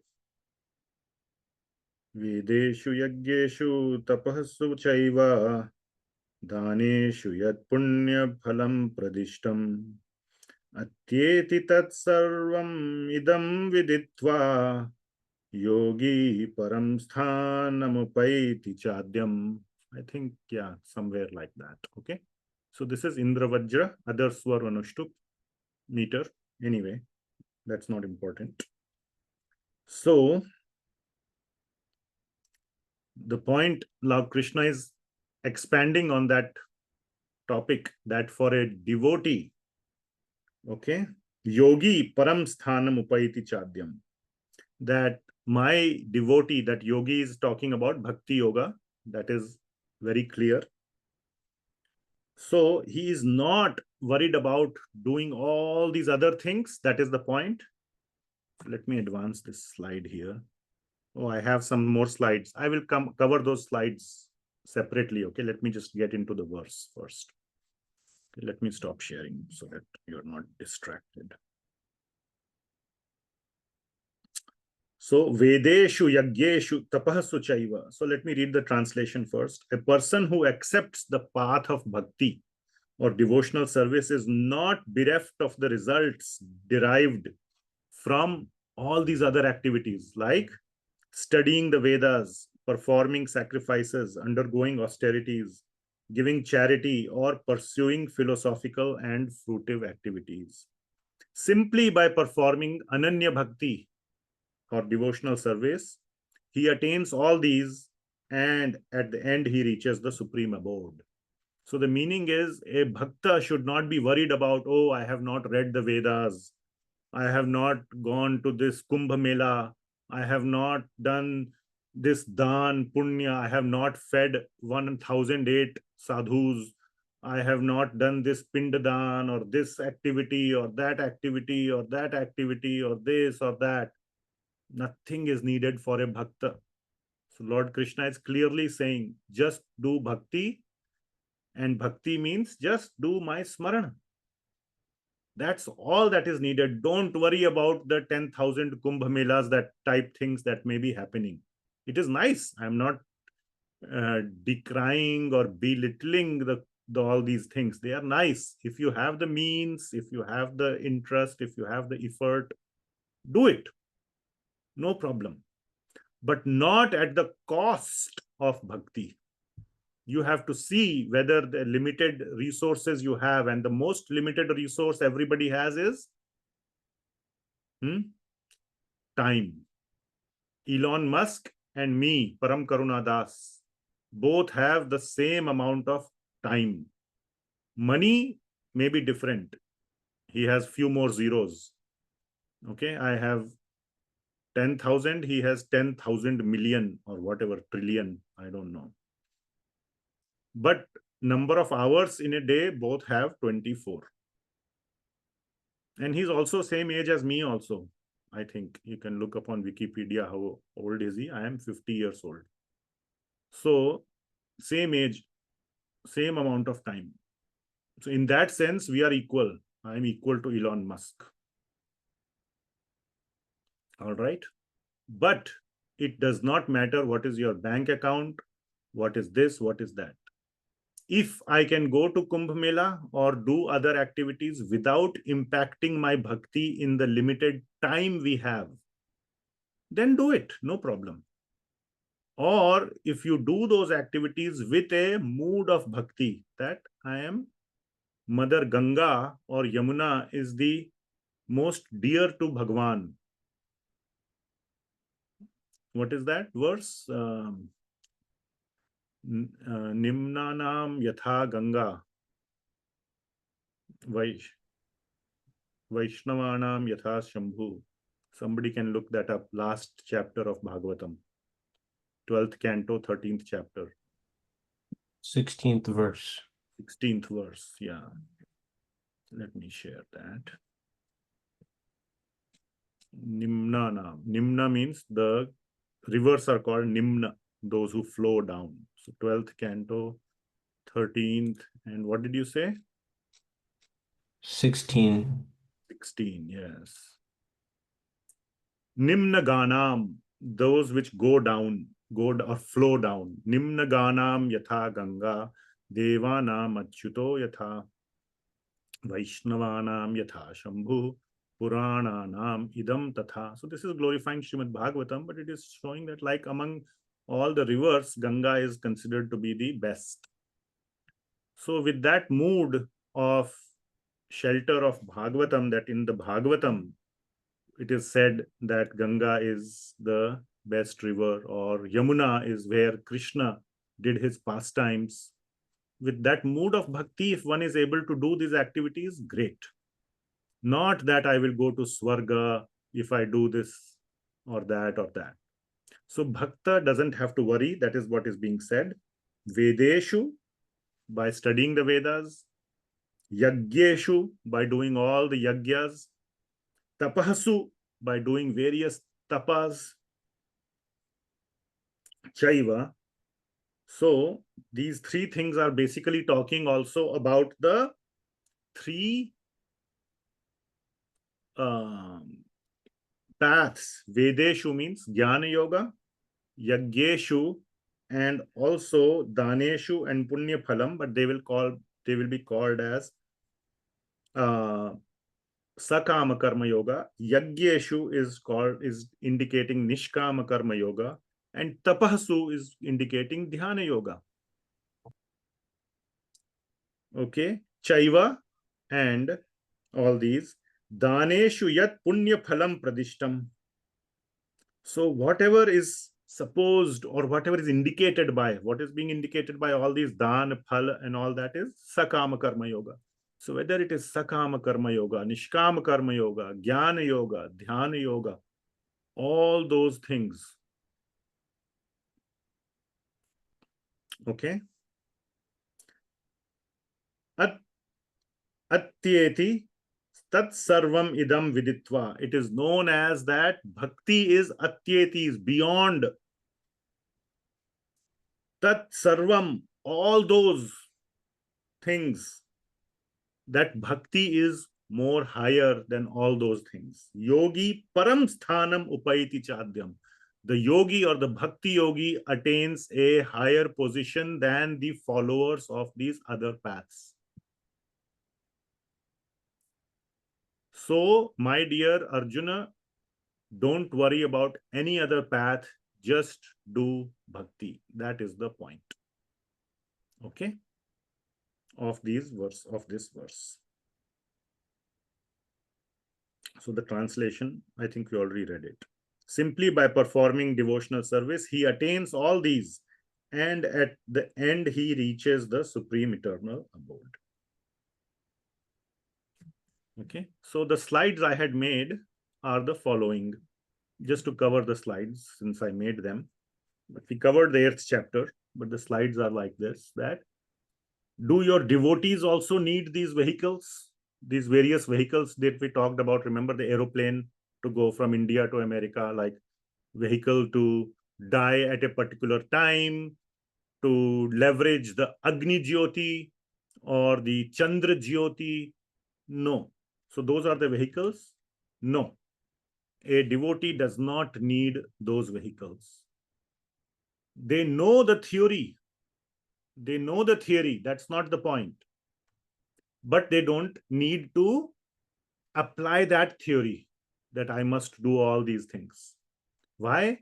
Because Krishna takes care. They don't need to know the theory of how to swim. Okay? Freestyle, backstroke, butterfly, all those things. They don't need to worry about how to swim. They just, if they are bhakta of Krishna, Krishna will pick them and make them the winner. Faster than Michael Phelps. All right? Because Krishna carries them. And last verse, are the devotees bereft of the other benefits? No. They are not bereft of the benefits of the yogic processes.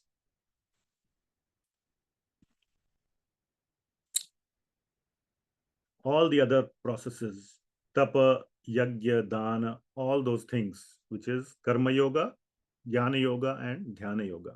Simply by performing bhakti, one attains the benefits of all other processes and reaches reaches my eternal abode. So the bottom line is, become my devotee and do my ananya bhakti. That is the bottom line. So Krishna has explained in all ways, in all different ways, don't worry about other things. Just with a single mind, do my bhakti. Don't think, don't have the FOMO mentality. FOMO means fear of missing out. I will do bhakti and I will read the Vedas and I will do Jnana Yoga and I will do Dana, Punya and I will do Tapasya and I will do Yajna. I will do a whole, everything. Ultimately, you have only 24 hours.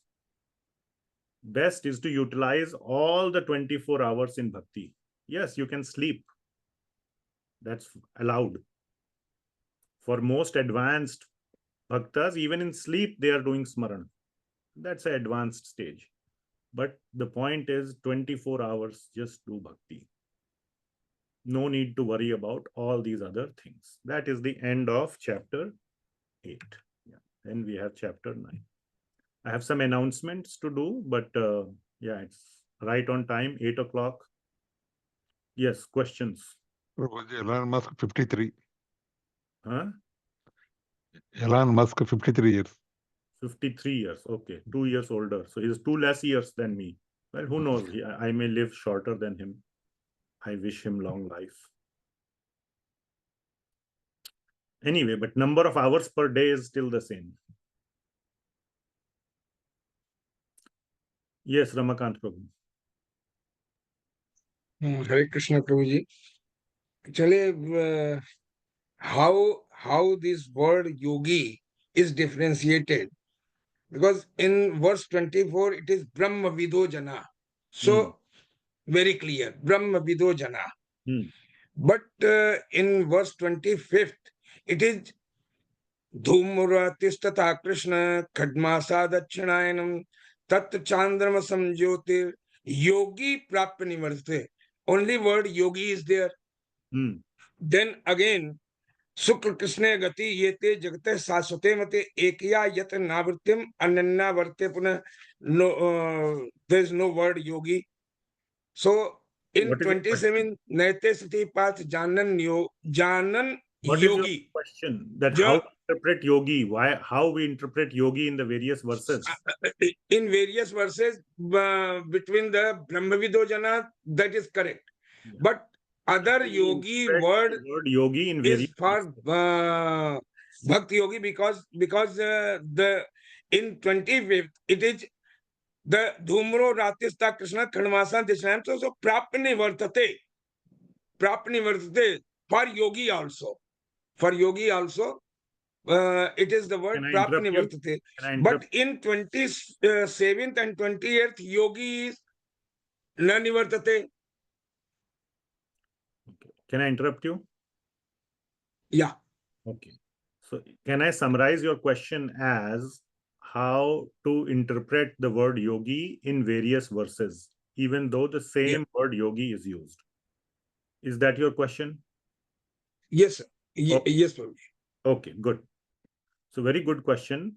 And therefore, Bhagavad Gita has to be understood in, first of all, we have to apply our intelligence and understand the context. So after reading all the chapters and all the verses, for me at least, I feel it is extremely clear what Krishna is trying to say when he talks about yogi in each of the verses. I feel that. Secondly, if you don't feel, or if somebody doesn't feel that same way, therefore we must understand the Bhagavad Gita by the help of the translations or commentaries of acharyas, of those who understand it. We cannot understand. What do? If you cannot understand, you are asking me the question, right? So you go to some learned person and ask what it means. Those learned people are who? They are our acharyas. And so many acharyas have written commentaries on Bhagavad Gita. Right now, we are studying the commentary of one such great Acharya, very knowledgeable, very advanced, that is Srila Prabhupada's Bhagavad Gita we are studying. So the English translation, now we can go through all the verses that you pointed out. Just for an example, in the verse number 28,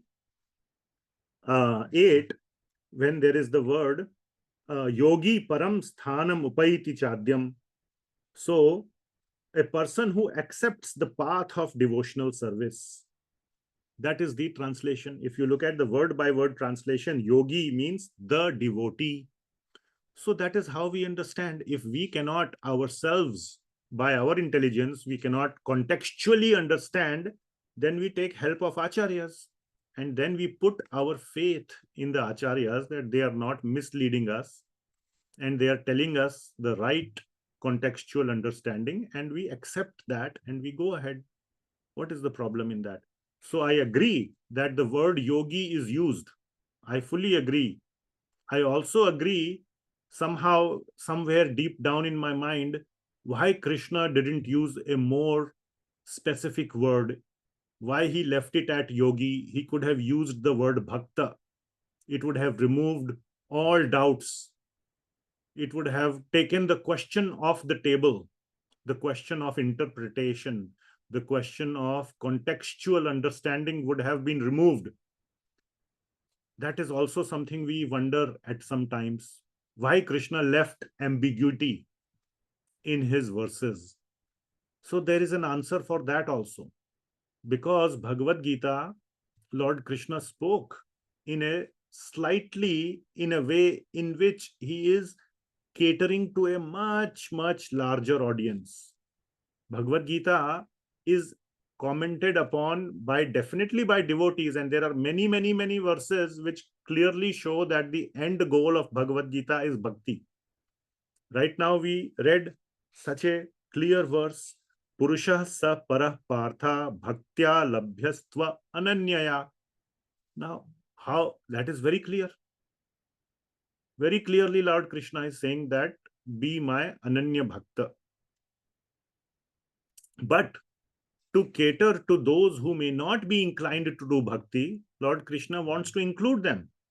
He says, okay, if you want to apply a different interpretation of yogi and you still want to feel happy that you are on the right path, please come. At least come. Read Bhagavad Gita, understand it. Bahunan janamante jnanavan mam prapadyate. After few lifetimes, you are going to, finally you will understand the bhakti interpretation of Bhagavad Gita. So like that, Krishna doesn't want to leave anyone behind. He wants to include everyone. Therefore, he is putting things in a way which can be interpreted in multiple ways.